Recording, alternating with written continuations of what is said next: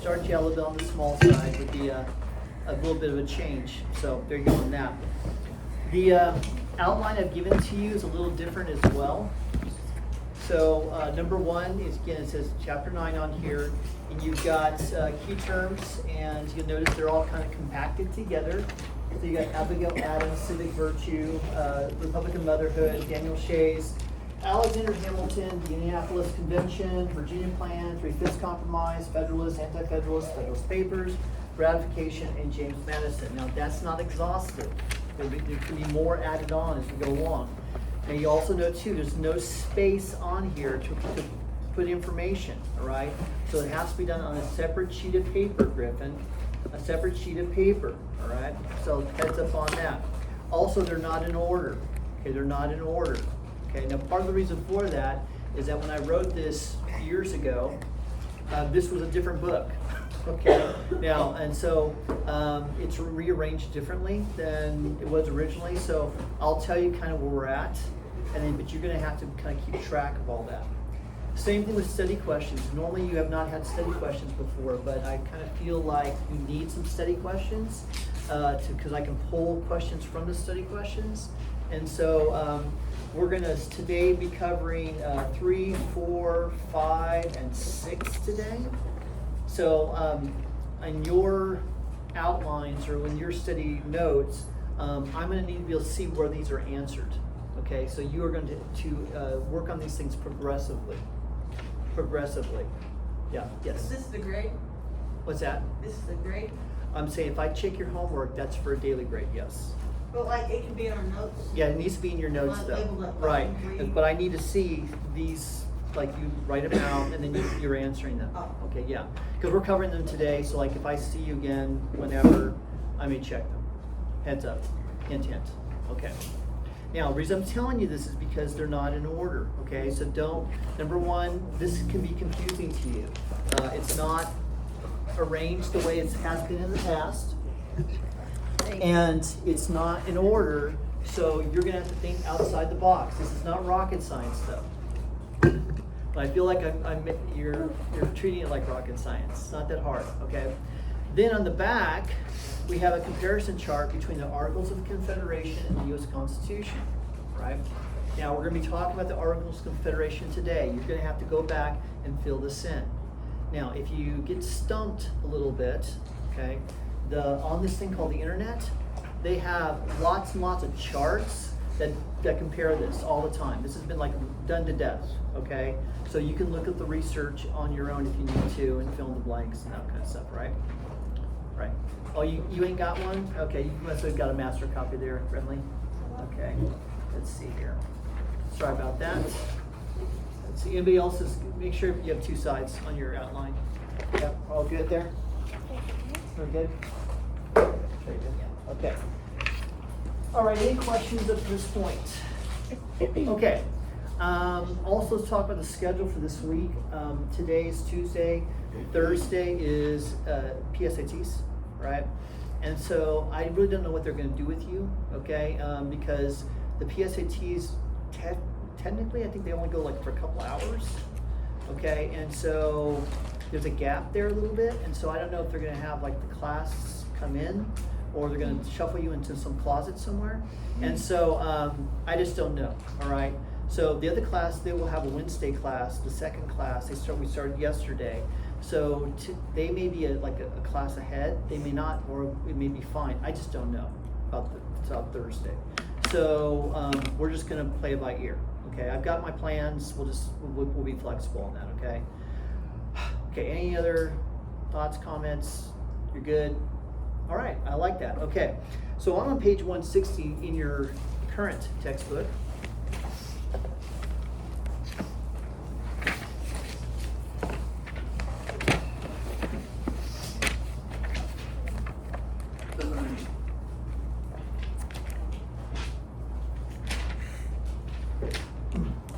But I will say this, probably there's a pretty good chance next week you'll have your quiz for this section, all right? Not maybe the test, because next Friday we have Mission Day. So, but I can definitely squeeze in a quiz. I feel like squeezing in a quiz, so yeah. All right, just, it gives you more time to study, that's what I'm saying, right? Okay, maybe not. Okay, so, trying to help you out. Okay. Let's talk about after the war. After the war. America is America now. The revolution has been won, yay, and now what? Okay, so this is kind of a really interesting thing in world history, is that when countries do have revolutions, typically it's worse afterwards, because for numerous factors. It's very easy to tear everything down and burn it to the ground, and then try to rebuild something that's actually better is actually really hard to do. A la French Revolution, which is coming up, okay? And so the United States, again, has had a lot of advantages, going back to the founding of the country, going to the time periods where they've been practicing self-government, they've been embracing certain rights they've inherited as Englishmen. They've carried on a tradition that goes back to Magna Carta and also the influence of Christianity. And so there's a stability there that you don't see in a lot of revolutions that take place. Okay, and by the way, revolutions are common. We have revolutions in South America, we have revolutions in Europe, and again, just usually not that good. Now, one of the things that creates this stability is this word constitution. Constitution, okay? Now, the word constitution, context is important because you have state constitutions, you have the federal constitution, you have to identify which constitution you're talking about. I use the imagery a lot of times that with America, the foundation of the country is the Declaration of Independence. Okay, that's the foundation. But the structure itself is the Constitution. Okay, the Constitution, remember we had a state that's known as the Constitution State? We had the fundamental orders. Fundamental orders. You remember the federal? If you forgot all that, maybe I want to look back on that. Yeah, we've actually had a colony that created a full constitution. And a constitution is going to be the details. It's going to outline legally the structure of government, how it's going to function, how it's going to work. It's just like a house. You got to have the windows and the doors, and you got to have the dimensions and all that kind of stuff. And it's the same thing with the U.S. Constitution. Now, in this case here, let's talk about some elements for the state constitutions, okay? So, it mentions in 1776 that Congress, remember we declare independence. Hopefully you remember that, July 4th, 1776. Got that nailed down. 4th of July, you will not be disappointed. And so the Congress tells all the colonies, who are now states, by the way. So in your answers, when you start writing about the 13 original colonies, there are 13 states now. Okay, so we made that transition, okay? Is that they have to rewrite their charters. Because remember, they originally had charters under English law by the British government, and now we've skedaddled, we've separated, divorced the mother country, right? And so now the states have to rewrite their charters into constitutions. And a lot of these constitutions will have similarities. They'll have, and if you get a chance to actually read some of these constitutions, they're actually pretty cool. If you're not into that, trust me, it might be important someday when they throw you in prison. You might say, I have rights. Who told you you have rights? I don't know. All right, so on page 161, on the left-hand side, I'll mention in particular Massachusetts. Massachusetts actually has the claim to fame. They have the longest-serving constitution in the world. It's older than the federal constitution. And when Massachusetts, they had a process for their constitution, is that what they would do is that they had all these different villages and towns and cities. They would have delegates. And these delegates would go to a thing called a convention. I don't know if you've ever been to a convention. You know, people have lots of conventions today for different reasons, okay? And the convention is simply an assembly. And what they're doing is that they're voting in this convention on that form of constitution proposed by Massachusetts. And the people or the citizens of Massachusetts, through their representatives, are saying yay or nay. They're going to ratify it, which means to approve something or not approve something. And so this state constitution is going to be copied or mimicked on the federal level later on. Okay? Okay. Now moving on down to the next paragraph down, it mentions here is that the documents were drafted were contracts that define the powers of government. Okay, so again, a constitution is a legal contract. We talked about the social contract theory before, right? And so rule of law is really important, okay, in republics. And in fact, make sure you understand something, that we are a constitutional republic, okay? The Constitution is the rule of law. It's the highest law of the land, okay? It's basically the power of Congress, the power of the president, the power of the Supreme Court is under the power of the Constitution, okay? So when we think of, and this is important because rule of law is what's being lost in our country. It's no longer rule of law, it's a rule of the mob, okay? Which the founding fathers they were afraid of, the mob. Okay, that's democracy run amok. So rule of law is being enshrined, embodied in the words and the concepts and the ideas that are written down in a written document.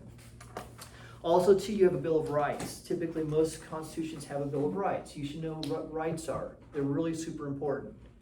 Like life, liberty, the pursuit of happiness, kind of important. The opposite is death, which is not cool. All right, or imprisonment. And so, bless you. And so, as citizens of the country, you should know, again, First Amendment, Second Amendment, Third Amendment, Fourth Amendment, the Bill of Rights, first 10 amendments to the U.S. Constitution. It's what protects you from the government, if you did not know that. It's why the government can't take away your guns. It's why the government can't take away the freedom of speech, freedom of the press, right to assembly, freedom of religion, due process of the law.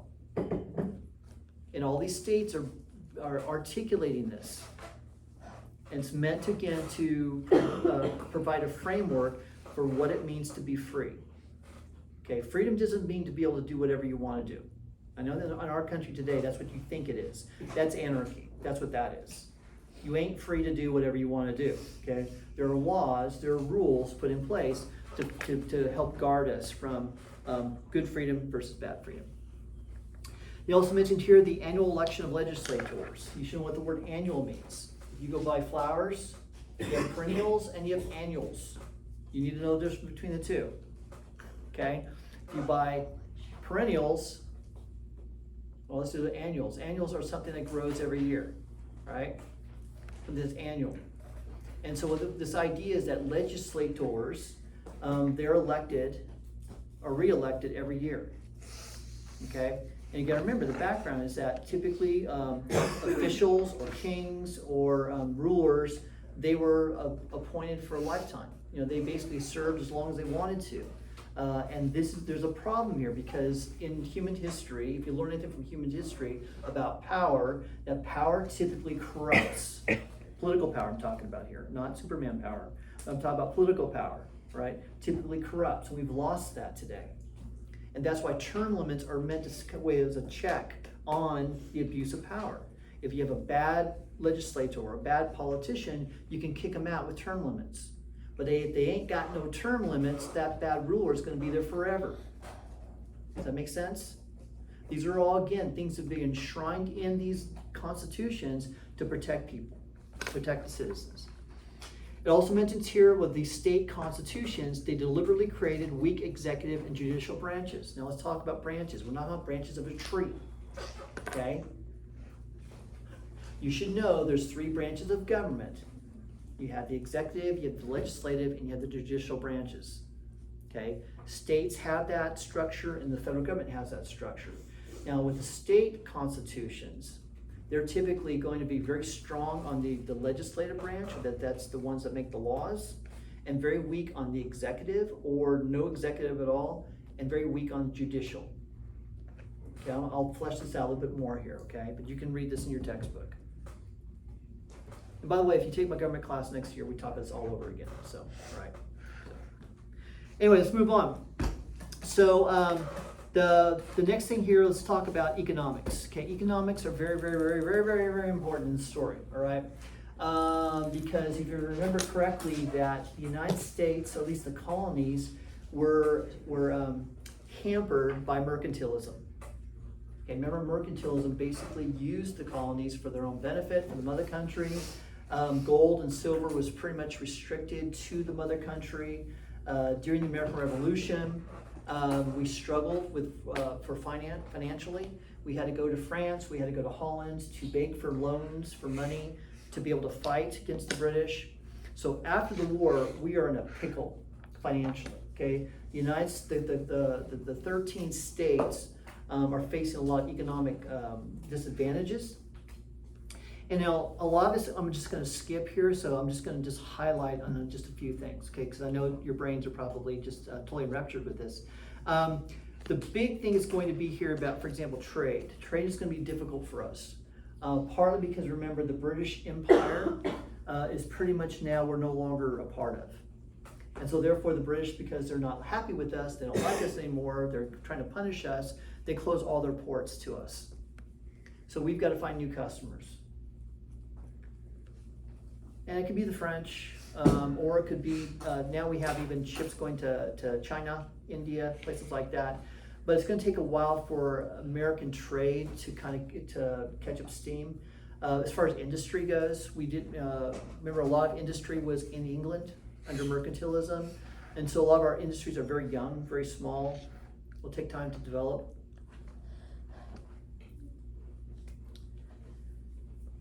And then finally, inflation. Okay, you should learn this word well, because it is your reality. Inflation is bad, okay? Yes, because again, it devalues money. You have rising prices and money loses its purchasing power, it loses its value. And the higher your inflation goes up, the more purchasing power you lose in your money. That's why things cost more. And you don't want hyperinflation. That happened to Germany prior to World War II. That's happened to places like Venezuela, another country, Zimbabwe. Okay, when your country goes into hyperinflation, you're done, you're finished. Okay, economically. So they're dealing with this right now. The reason I'm setting this up this way, because this is where Alexander Hamilton comes in. The star, okay? Yeah, but that's in the next section, all right? Yeah, he's gonna save America financially, all right? All right, any questions at this point? Barry, you doing okay there? Doing fantastic. I like that, appreciate that, all right, yes. We go okay on time? Okay, good, all right, so I'm looking at the clock, you got an hour, okay, I got plenty of time. All right, okay, Articles of Confederation. Okay, this is on page 163 and continue onward, all right? Now, first let's talk about what is a confederation, because you probably don't know what a confederation is. It's an old-fashioned word, been around for a long time. Countries are sometimes are confederations. They're a loose association of independent states. Okay, loose association of independent states.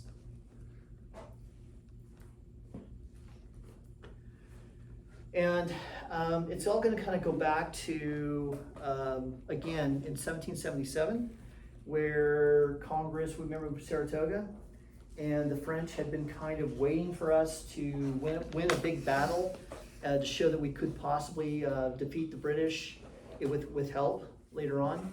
But also too, the French wanted to know something, is that if you guys win this, what kind of government are you going to have? Because you have to have some type of government. Because if the French are going to give us a whole bunch of money, they're going to want that money back someday. And if there's no form of government, there's no means, there's no way to pay that money back. And so the Congress had to come up with an idea for a type of government. And the founding fathers are students of government, world history. They studied the governments, and they came up originally with this thing called the Articles of Confederation. Now, what's interesting about this is proposed in 1777, but it will not be ratified until 1781. Okay, so it's literally going to take 4 years, 4 or 5 years for the this type of government to be actually approved by all of the states. And the question is going to be why. Okay, and I'm going to tell you why here in a second.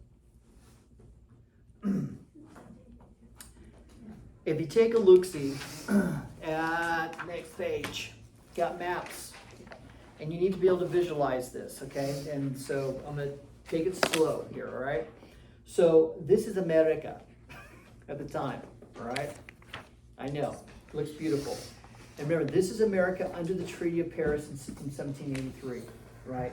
So this is all the land that we claim from the British. And the natural boundary is the Mississippi River, okay? So that's, which is pretty common. A lot of times with treaties, they'll use some kind of natural barrier type thing, okay? And so there. So all this land is now ours. We have the British up here in Canada, boo. And then we have the Spanish down here in Florida and over here, boo. Okay, but we're gonna take it all anyway, so it's okay. And so, but that's future. So all this land here now is up for grabs, okay? Now, the problem is that you'll see here like Virginia is claiming all of this land. They're so greedy, can't believe it. Yeah, they're claiming all this land, and you see that. And you'll see here North Carolina, they're claiming all this land. And Georgia, they're claiming all this land, okay? And you'll notice all the way up here, okay? Virginia even claims all this up here. Virginia's going, we want it all, okay? It's all, and this is a problem, okay? This is a problem because you got these little itsy bitsy states who are landlocked saying, what about us? Why are we being left out? We don't got no land. We don't have no say in this. And that's the problem here, okay? Under the Articles of Confederation, in order for it to be approved, okay, it has to be accepted by every one of the states. Okay? So back on page 163, on your left-hand side, the book's going to say, this is the very last paragraph, the chief apple of discord. Okay, and by the way, we had this big debate yesterday with some of the students about that phrase, the chief apple of discord. You know what an apple of discord is? Because sometimes the writers use this really flowery language, and then it's like, okay, it's taken from the Greek mythology. This is the last paragraph on the left-hand side. Okay, an apple of discord is basically me taking, it's like something that you really want. If I took something really valuable in this room and I threw it on the floor, like I took $1,000 bill and threw it on the floor out here, you guys would be all like lunging on it. Okay, it would create discord. It would create fighting. It would create some kind of conflict. You get that? Okay. Okay. I'm doing the best I can with this. Okay, so unless you don't know Greek mythology, I can't help you on this. Okay, so. What was it? It's Western lands. These lands I just pointed out to you are in the West, okay? Everything's, from this point on, remember, we start in the East and we're moving to the West. We start in the East, we're moving to the West, okay? Right. Now, the Western lands, okay, 6 of the jealous states, including Pennsylvania and Maryland, had no holdings, okay? So you had landlocked states who had no claims to these Western lands. That Virginia, North Carolina, Georgia, and a few others were saying now, all this new land we want, okay? So Virginia's boundaries basically would just go crazy. It would go like all the way west of Mississippi, all the way up to the old Northwest, okay? Virginia was going, it's all ours, okay? And the other states are saying, that's not fair, that's not right, okay? And because it's not fair and it's not right, we're not gonna agree to the Articles of Confederation. We're not gonna approve them. Okay, so they're kind of holding, these small states are holding hostage all the other states. Does that make sense? So on the right-hand side, on the second paragraph, it says unanimous approval of the Articles of Confederation by the 13 states was required, and until land-starved Maryland stubbornly held out until March 1st, 1781, okay? And this again is this thing about the small states is that they have a lot of power under the Articles of Confederation. Every state has one vote. And in order for the Articles of Confederation to ever be amended, now make sure you understand the word amended. Okay, when you have soil, if you're gardening, you amend the soil. You add to the soil something, nutrients, moss, whatever, okay, coffee grinds, okay? You amend it, okay? You change it, okay? That's what it is. Amending something is to change something, okay? And so for the Articles of Confederation to amend it, to approve it and to amend it, requires 13 unanimous votes. And you got to remember something again, is that it's impossible. It's not impossible, but it's unlikely. For 13 of these states to actually agree on something is pretty rare. But they do in this case here, because what happens, you'll see in that little mappy thing, is Virginia says, okay, we get it. So we're rescinding our claims to all that land. North Carolina, same thing. Georgia, same thing. So all that new territory in the west now is going to be basically used in a certain way, all right? So, in fact, what's going to, if you look in the couple sentences down there, all that land becomes what they call public domain. Public domain. In other words, those new states, that new territory are going to become new states. And so the new states you're going to see, for example, Kentucky, Daniel Boone, he's going over the mountains, right? He's creating this trail for all these settlers, and Kentucky is going to be settled. Tennessee, that's going to be settled, right? That's part of this public domain. These new state, this is being carved out with new states. Get it? Right? Okay. All right. So we'll get back to the land here in a little bit, but I just want you to see that. So let's go back on. Let's go continue on page 164. 164. All right. So under the Articles of Confederation, some basic structure, which you need to know for the quiz and the test. Number one, there's no executive branch. There's no executive branch under the Articles of Confederation. The states were very suspicious about power, about authority. They had already seen what happened with King George, not Gorge. And so they would say, we don't need no stinking king. We'll govern ourselves through our local representatives, through our legislature, and we'll do it that way. And we don't need a president, not yet.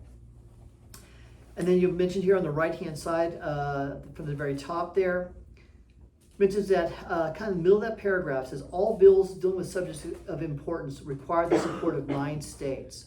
Any amendment to the articles themselves required unanimous ratification. Now hear me clearly on this, because people get confused on this every single time, okay? So there is a Congress. So under the Articles of Confederation, there will be a Congress, a very weak Congress. And remember, a Congress is an assembly of representatives. Make sure you know what a Congress is, please, okay? And so typically they're meeting in Philadelphia or New York, whatever, and these representatives, they can do very little, okay? Because all the power are in the states. In a confederation, each state essentially is its own country, and they do whatever they want to do. And if they see representatives to a Congress, they're going to tell the representatives, okay, you can only do this and you can't do this. It's very restrictive. And now, under the Articles of Confederation, when this Congress meets and they decide finally to do something, okay, it requires a majority vote. So in other words, 9 out of whatever, 12, 13, right? But for the Articles of Confederation to be amended, to be changed, the actual structure to be changed, it requires unanimous vote. Does that make sense? So if they're making laws under the Articles of Confederation with this new Congress, majority vote, if they're going to change the whole ballgame, going to change the entire structure, it's got to be unanimous. And this is going to be important when we get to the U.S. Constitution. Okay? All right. I've said it. You'll let you sit on there. All right. So move on down to the very bottom on the right-hand side. The 2 handicaps of Congress were crippling. It had no power to regulate commerce, and this loophole left the states free to establish different, often conflicting laws regarding tariffs and navigation. So again, the economy. Each of the 13 states are like 13 individual countries who are competing against each other, right? They're establishing foreign trade with France and with the West Indies and with Spain and with China and whatever. They've got their own navigation laws, they've got their own taxes, they've got their own currency, okay? I mean, for these individual states actually kind of interact with each other is extremely confusing.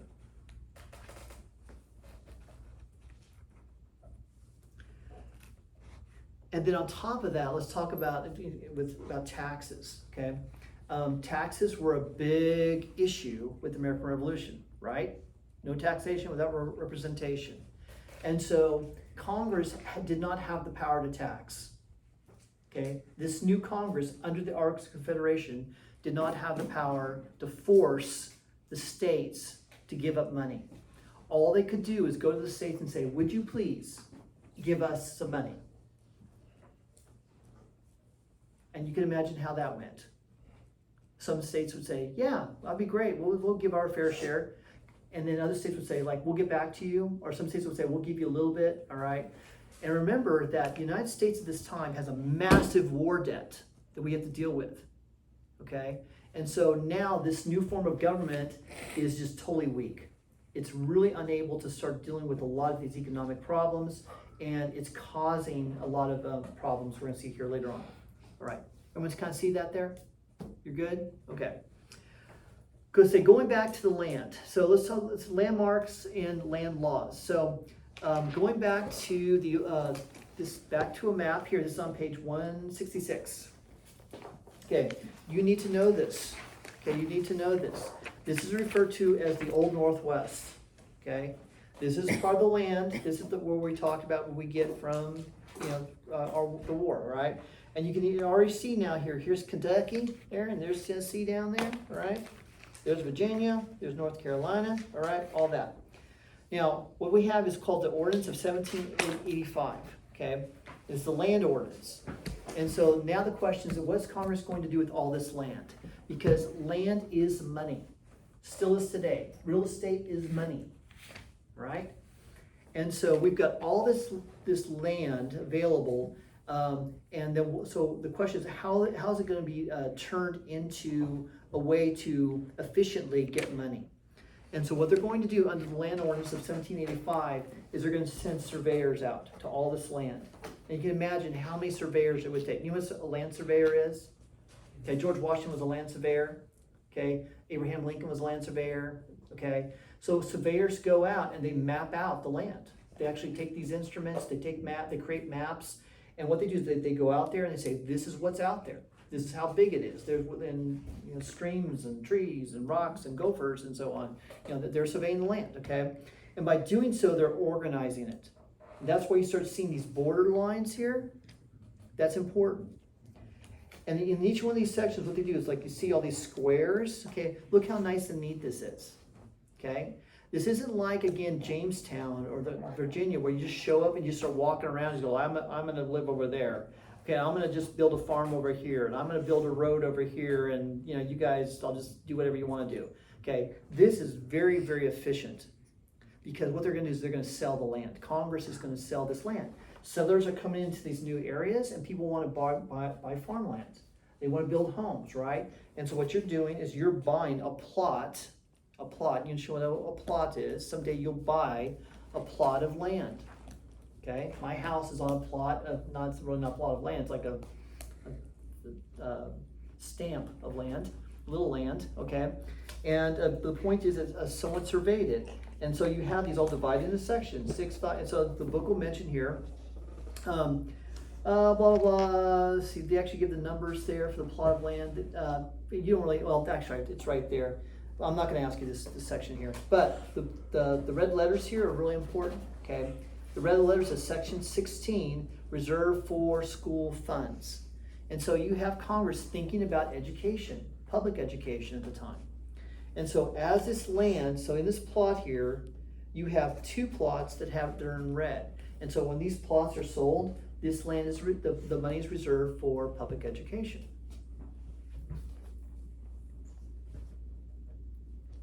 Everyone follow me so far? All good?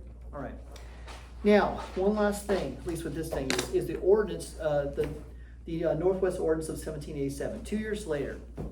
So the land is divided, it's been mapped out, it's been surveyed, and people are going into these areas, starting farms. And what happens is you have a natural progression where settlements begin, a settlement, just like Boonesboro or other places, okay? You get one family, get another family, get another family, get another family. They create communities, they become settlements, they become villages, they become towns, and they become cities, and they become something bigger, okay? It's a natural progression, all right?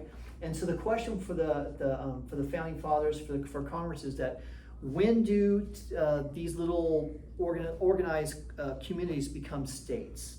Okay, what's the progression here, okay? And so what they'll say here under the Northwest Ordinance of 1787 is that there's a step-by-step process. The first thing is that all these areas are first recognized as territories. Have you ever seen old Westerns? A lot of times they'll talk about, again, the New Mexico territory or the Arizona Territory or something like that, okay? And these are the Old West. This is large portions of land that's undeveloped. It's undeveloped, the Wild West kind of thing. That's why you always have, gunfights. Shoot 'em up. Yeah. They're in the territories. It's lawlessness because they're territories. They're not organized yet, okay? And these territories eventually will progress by population, okay? So the book will mention on the right-hand side, if a territory could boast 60,000 inhabitants, okay? So you've got to have a certain amount of population. And a lot of times that population, what they'll do is they'll have some kind of assembly or convention, and they'll select like a city to be the capital of that territory, right? And then a lot of times what they'll do is they'll create some kind of constitution, some kind of state constitution, and then what they'll do with that, they'll go to Congress and they'll petition for statehood. It's a very organized process. It takes a lot of time to do it. But every state, if you study any state's history, that's exactly how they happened. They didn't pop into existence overnight. It was over time. And this is going to repeat itself over and over and over. Every time a state is added, they had to go through this process. And when that territory is recognized to be a state by Congress, then that state receives all the benefits and all the privileges under the U.S. Constitution. Everybody's equal. Doesn't matter if you're an old state or a new state. Again, legally, you have all the rights and privileges under the Constitution. Then one last thing I like about the Old Northwest is that one of the things they wrote into that legislation is no slavery. Okay, when we get closer to the Civil War and talk about the Underground Railroad and talk about those Yankees and those abolitionists, again, this is the area here where a lot of the stronghold for anti-slavery. Yeah. You said where was the no slaves written? I don't know, someplace. Is it like the state constitution? All this, the Old Northwest, no slavery, bad. We don't want it here. Okay, everyone follow? Good, got it? Again, if you're not sure, always go back and what? Read the textbook. That's part of your homework. Read the textbook. I know I shouldn't have to repeat myself, but I have a stinking suspicion people are not reading the textbook. All right, last section. I know you're gripped by this story. Okay, I like that. Okay, the story of your country. You should love it, know it. Okay, people don't like the United States. Okay, at this time. Okay, who are these people? Okay, well, let's look at the map again on page 167. Okay, that's a picture of the United States in the green. If you did not know that, that's us at this time period. Okay, and you'll see there that at the very top there, you got the British. To the left, to the west, you have the Spanish, okay, and so on. Now, if you look, you'll see the little arrows jutting out, okay, those little arrows, okay. The ones on the top are British, okay. So what's the deal's going on with that? Well, the British, they built a number of forts in the Northwest, okay, near the Great Lakes areas. In fact, that goes back to Pontiac's Rebellion a little bit. We talked about that. Forget it. Anyway, point is that under the treaty of 1783, the British were supposed to skedaddle, right? In other words, they are on our land, they're on our property, they're in our territory, and there's lines drawn. Again, on this side are the British, Canada, on this side is the United States, and you're supposed to stay on your side of the wall, of the fence, okay, right? But the British have forts on U.S. territory, okay? And the British haven't left. They're still there. And Congress is saying, why are you still here? Get out, go. And the British say, make us. Okay? At this point, we can't make them. Now, we're going to have a little war pretty soon again called the War of 1812. That's going to be a chance for us to try to make them, all right? But for right now, the British are stubborn. They're staying there. And on top of that, they're instigating the Indians, okay? The British are just basically rubbing our faces in this independence thing, thinking again is that we're going to come crawling back to them. That we say, like, you want your independence, you want to be free, good luck, and we're going to make it a little difficult for you. Whether we're closing the ports, whether we're instigating Indians, whatever we're going to do, we're just going to basically just be ornery about it. Then on top of that, you've got the Spanish. You're the Spanish. They're jumping in here, okay? Now, the Spanish decide that they're going to stick it to us. You'll notice they've got basically control of two very important ports. You have St. Louis, and then you have New Orleans, okay? Now, both of these cities are located on the Mississippi River. If you did not know that, you need to travel sometime if you don't know that, okay? And the Mississippi River is really, really super important because, again, it's a waterway that goes north and south, okay? And if you're a farmer in the West, you got to transport your goods somehow. And typically, you're transporting it waterways, right? And the Spanish, what they basically say to the Americans is that you can't use the river. So St. Louis, off limits to you. New Orleans, going into the Gulf of Mexico, off limits to you, Americans. We're saying, well, that's not cool. That's not nice. So that's a problem. And then finally, the French, our friends, the French, they're having economic problems. They're getting actually revved up towards a revolution themselves, and they need money. And they're saying, all you Americans, that money we loaned you, how about payback here? How about paying us back? And we're going like, we really don't got it right now. We'll get back to you on that. And so they're going to start pressuring us as well. So we have a heap of problems going on right now. You need to really understand this because this is the background, the backdrop to the U.S. Constitution. Why we need a U.S. Constitution. Okay? Because again, we have economic problems, we have social problems, we've got a number of different things that the Articles of Confederation are not dealing with. Okay? And so if you don't understand these things, you're not going to really understand the story, right? Any questions up to this point? Okay, so you've got at least two things to do. At least two things. Number one, you've got a Google Classroom exit ticket to do, right? So you'll finish that, and you have to do that before the end of class. You've got like 35 minutes to do that. Okay, so it's easy squeezy. Wait, don't stop. Okay, then you have these study questions to do as well, right? So make sure you do those as well, right? Because I may check them pretty soon. Now, a reminder to you, okay, make sure you hear me carefully, is that Thursday, I don't know what's going to happen.